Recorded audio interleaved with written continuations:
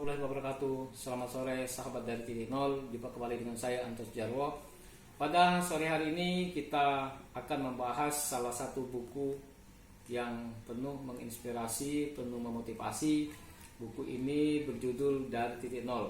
Ini cetakan yang pertama, kemudian ini yang cetakan kedua. Sama antara buku dengan yang pertama dengan yang kedua sama. Yang pasti di buku kedua ada revisi, penulisan, ada penambahan konten yang semuanya merupakan hasil dari masukan maupun koreksi dari para pembaca sekalian. Oke, kita bahas salah satu bab yang banyak ditunggu-tunggu oleh para pekerja tambang, khususnya bagi para engineer maupun pengawas muda. Bab 5 ini yang berjudul Doktrin-doktrin pembentuk karakter dan kompetensi dari para guru lapangan.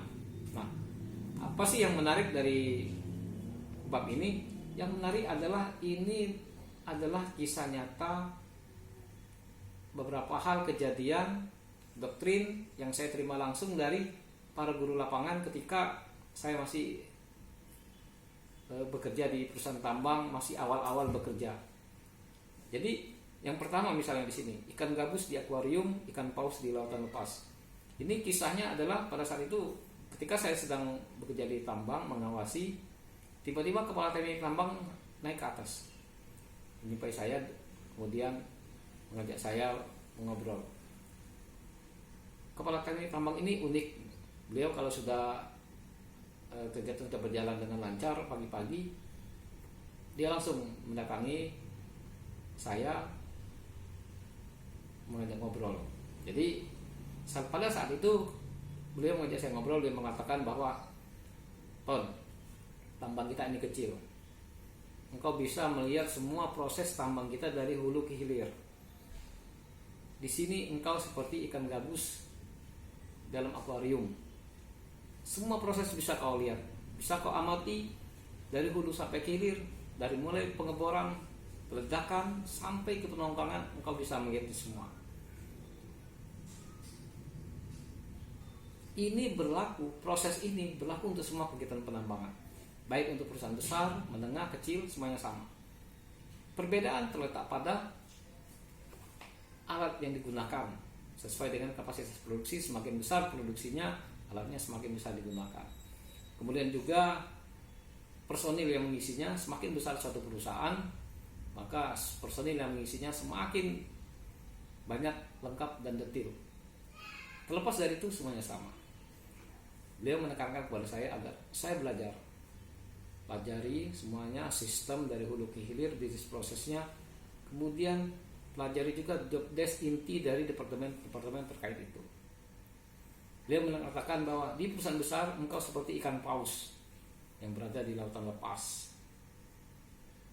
Semua itu adalah pilihan, menjadi ikan gabus di akuarium atau menjadi ikan paus di lautan lepas. Itu doktrinnya yang pertama. Kemudian yang kedua, bertangan besi, bersarung tangan sutra. Nah, ini juga hal-hal yang sangat unik sekali dari kepala teknik tambang kita, di mana beliau itu terkenal dengan ketegasannya. Bahkan saya sebenarnya termasuk orang yang sering juga kena tegur, kena marah sama beliau. Tapi di balik bertangan besinya itu, beliau sesungguhnya bersarung tangan sutra. Beliau mengerti apa yang diinginkan oleh timnya, dia mengerti kebutuhan timnya, sehingga balance antara kita mengerjakan kewajiban kita dan kita mendapatkan apa yang menjadi hak kita. Dan penyampaian beliau juga cukup bagus. Kemudian tunduknya sang jagoan lapangan. Nah, ini salah satu trik dari kepala teknik tambang lagi. Ada seorang karyawan kita yang merupakan seorang preman ya, okem, yang bahkan para pengawas pun tidak berani menegurnya. Ini karyawan biasa ini di dalam tambang, pengawasnya tidak berani negur. Nah, suatu ketika perusahaan kita membutuhkan merekrut juru ledak baru untuk kegiatan operasional peledakan di tambang kita. Nah, juru ledak baru ini orang yang bernyali juga, walaupun dia adalah anak baru. Dan si preman ini, si jagoan lapangan ini adalah drivernya alat-alat bahan peledak. Jadi si driver ini tidak mau disuruh, selama ini tidak mau disuruh. Kalau ada orang nyuruh dia ke atas, dia santai saja. Kemudian sambil ngomel-ngomel, tidak ada yang berani menegur. Tapi ketika ada kepala juru yang baru ini, nggak mau dia digituin. Dia langsung memerintahkan kepada si driver yang juga orang jagoan lapangan tadi. Dia memerintahkan harus nurut.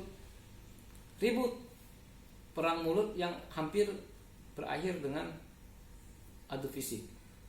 Untuk pada saat itu didamaikan secara lapangan. Nah, sang kepala teknik tambang ini seperti punya insting, mungkin punya intel yang ujung-ujungnya berita itu nyampe ke dia, sehingga si jagoan lapangan ini dipanggil menghadap dia berserta pengawas juga. Si jagoan lapangan mengira dia akan dimarahin habis-habisan. Kalau dia dimarahin habis-habisan, dia sudah mulai mengancam siapa yang melaporin segala macam. Namanya preman kan, namanya jagoan. Tapi di luar dugaan, si kepala teknik tambang tidak memarahi. Si kepala teknik tambang hanya ngomong gini, "Kedengarkan jagoan di lapangan?" "Enggak Pak, biasa aja." "Enggak, saya dengar kau jagoan di lapangan. Saya enggak marah. Saya senang ada karyawan jagoan. Karena saya ini banyak musuh di luar. Sebentar saya dicegat, sebentar saya diancam. Nah, saya butuh orang yang bisa ngawal saya. Kalau kau jagoan, kau pindah aja jadi driver sekaligus jadi pengawal saya, supaya kalau saya diganggu di jalan aman." Wah, si jagoan lapangan kaget. "Wah, nggak bisa ini Pak, saya nggak berani Pak."